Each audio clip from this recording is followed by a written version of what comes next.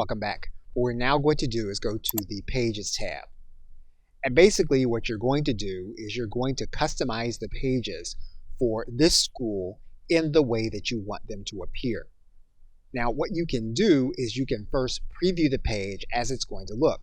You're going to see that you're going to have a home page, you're going to have your privacy policy, and your terms of use.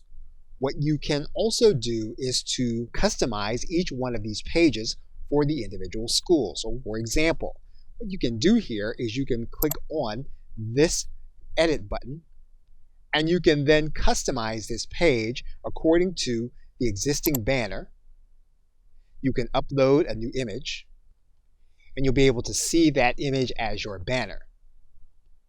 If you don't like it, you can click on top of the image, delete it, then the banner image will then go away.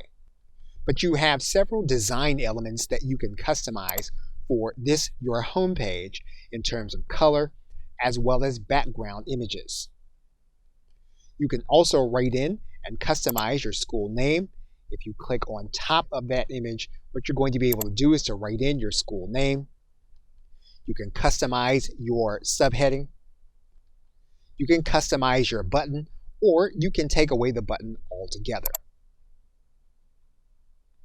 And what you can do is you can delete an entire block from your home page. Once you've done that, you can add an entire block back to your home page.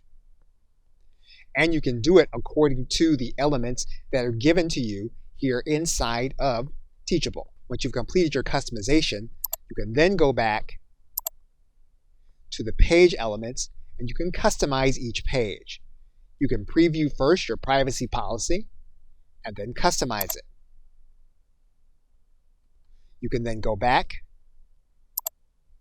You can preview your terms of use page, and then you can customize it. You can also add a page to your school site. So you can click on Add New Page. And basically what you can do then is you can start building your page based on how you want it to appear.